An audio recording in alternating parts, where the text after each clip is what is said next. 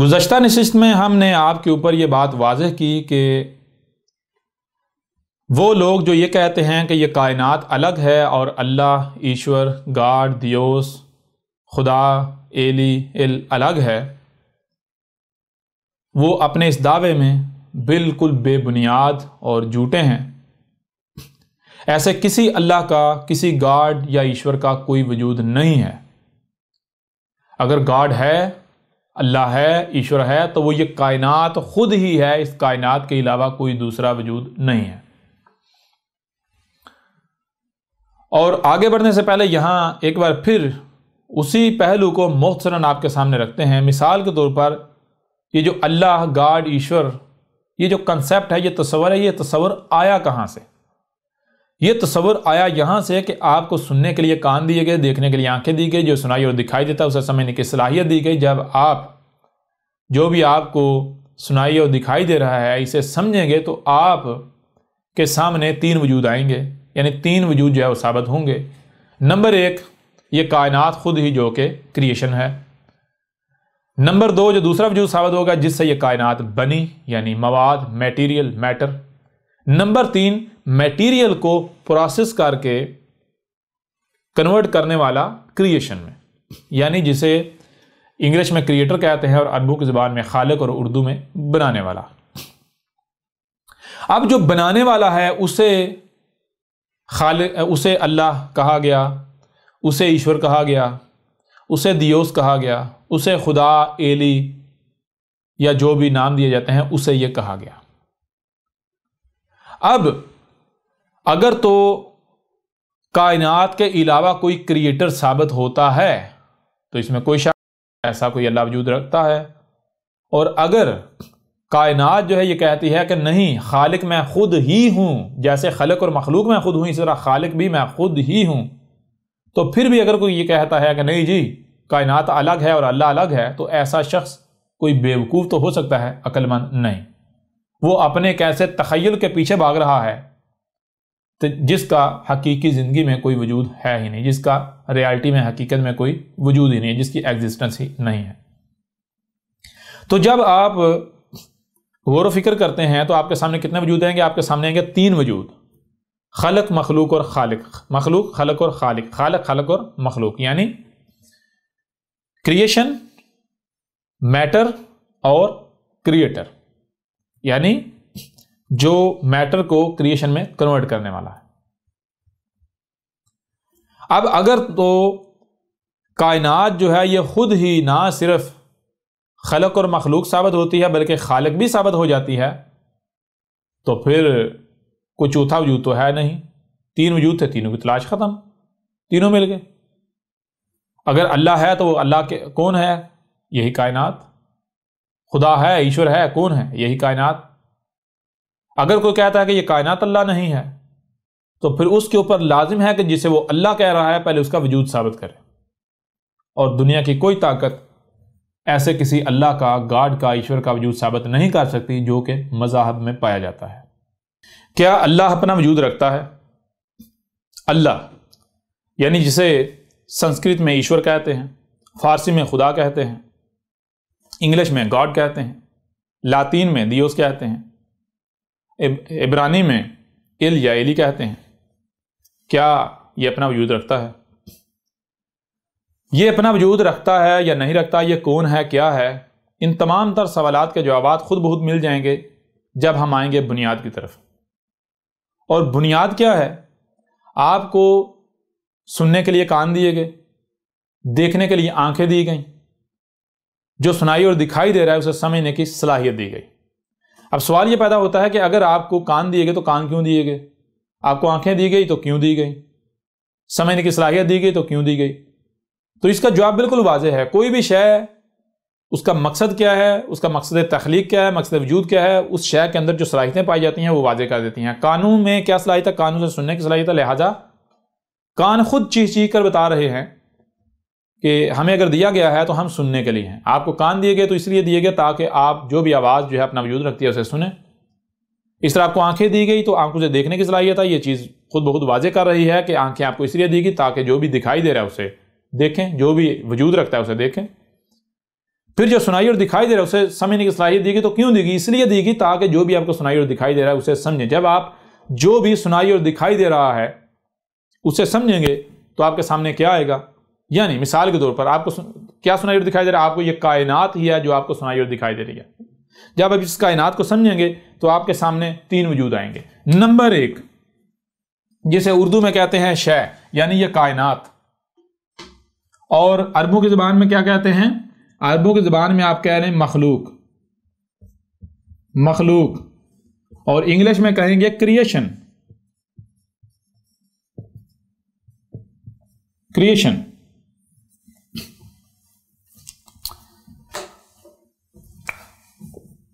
फिर आगे बढ़े, दूसरा वजूद क्या सामने आएगा? दूसरा वजूद साबित होगा जिससे ये कायनात बने, यानी मवाद, जिसे अरबों की जुबान में कहा जाएगा खलक और इंग्लिश में कहा जाएगा मैटर, मैटर। नंबर एक, नंबर दो, और फिर नंबर तीन, तीसरा वजूद सामने आएगा। वो क्या आएगा? जिसे उर्दू में हम कहेंगे बनाने वाला, और अरबों की जुबान में खालिक, और इंग्लिश में क्रिएटर।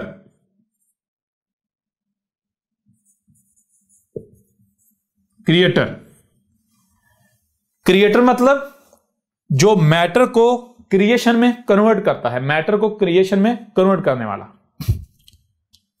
अब कितने वजूद हमारे सामने आते हैं? आपको सुनने के लिए कान दिए गए, देखने के लिए आंखें दी गई, जो सुनाई और दिखाई दे रहा है उसे समझने की सलाहियत दी गई। आपको क्या है जो सुनाई और दिखाई दे रहा है? तो आपके सामने ये कायनात है जो आपको सुनाई और दिखाई दे रही है।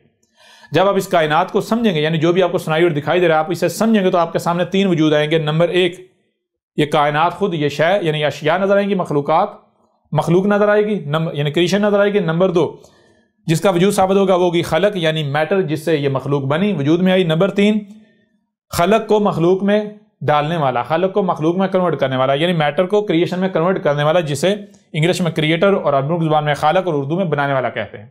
ये तीन वजूद साबित होते हैं, कोई चौथा वजूद साबित नहीं होता। यानी वजूद किस तरह साबित होता है? वजूद साबित होता है मखलूक, खलक और खालिक का। वजूद साबित होता है क्रिएशन, मैटर और क्रिएटर का। कोई अल्लाह, कोई गॉड, कोई ईश्वर, कोई ब्रह्मा, कोई दियोस, ऐसा किसी का वजूद साबित नहीं होता।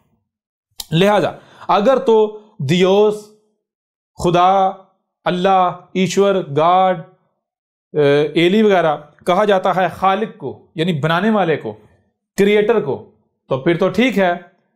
तलाश किसे किया जाएगा?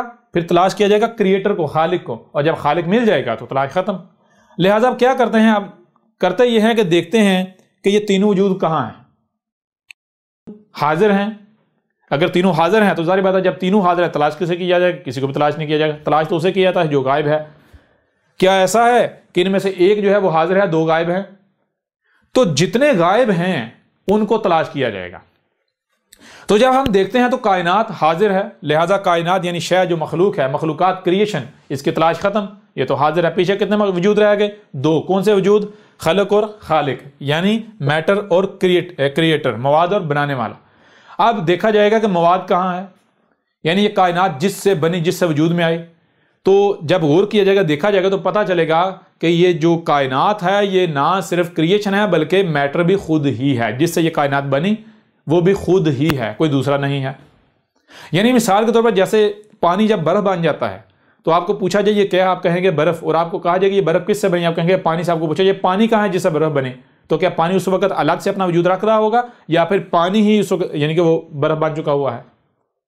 पानी ही है जो उस वक्त बर्फ की सूरत में मौजूद है। बर्फ जो है ना सिर्फ अपने आप में बर्फ है बल्कि अपने आप में पानी भी है।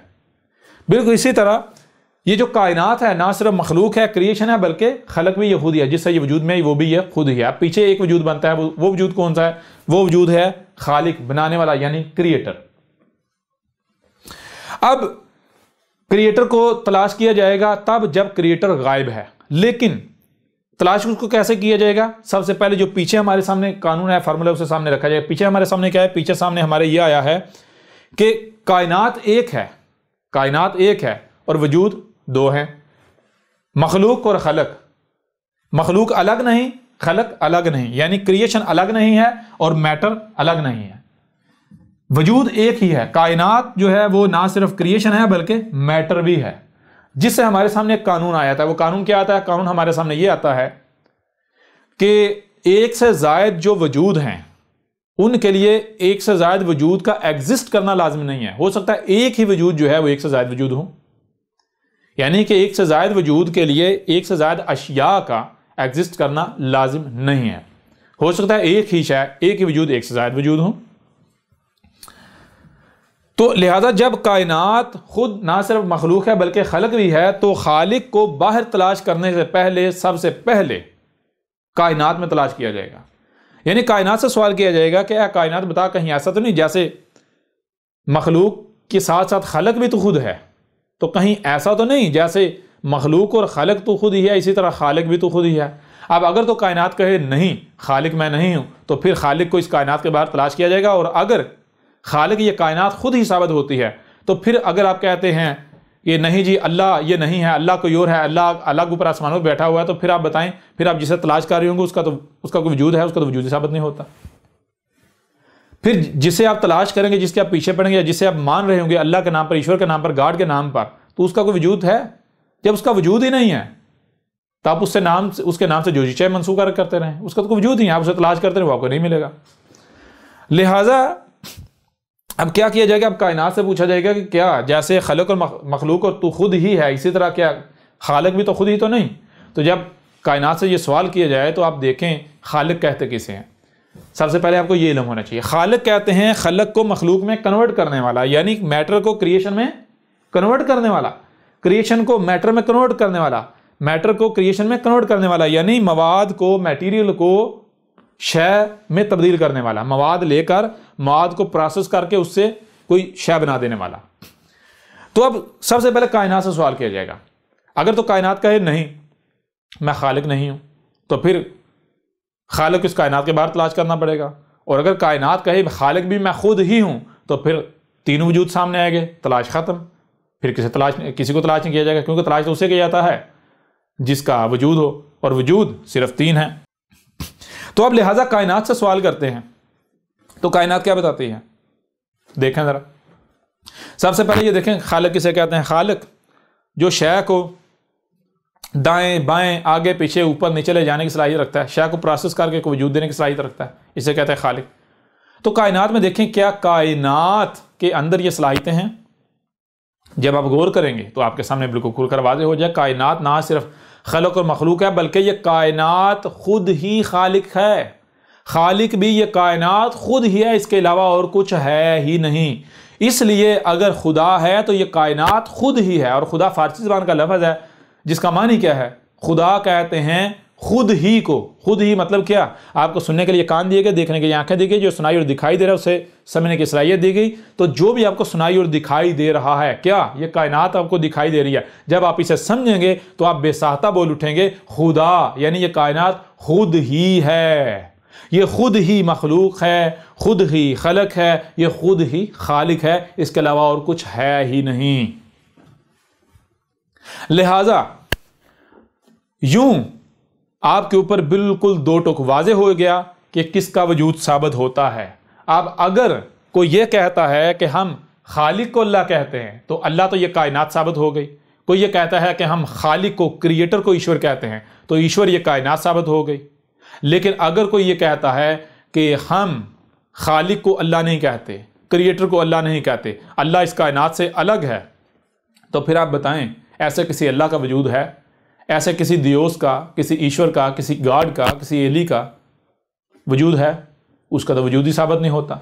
फिर अगर कोई ये कहता है कि फलां जी अल्लाह का मुनकर है, तो उसे डंके की चोट पर कहा जाएगा, ए मुल्ला जी, ए मजहबी पंडित जी, इनकार तो तब किया जाता है जब किसी शय का वजूद साबित हो। इनकार करने के लिए शय का वजूद साबित होना शर्त है। तो पहले आप अपने अल्लाह का, अपने गॉड का, अपने ईश्वर का, अपने एली का, अपने दियोस का, अपने खुदा का वजूद तो साबित कर लो। पहले वजूद तो साबित कर लो। तस्दीक या तरदीद, इनकार या मानना तो बाद की बात है, पहले वजूद तो साबित कर लो।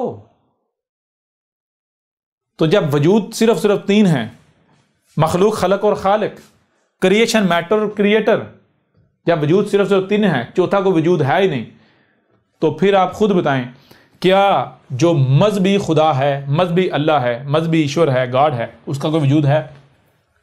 अगर तो कोई ये कहता है कि ये कायनात अलग है और अल्लाह अलग है, तो फिर वो जान ले, वो कान खोल कर सुन ले, वो बिल्कुल झूठा है, बेबुनियाद है, वो हक नहीं है, वो बातिल है, उसके पास राई बराबर भी इल्म नहीं है और वो दुनिया का सबसे बेवकूफ़ तरीन शख्स है।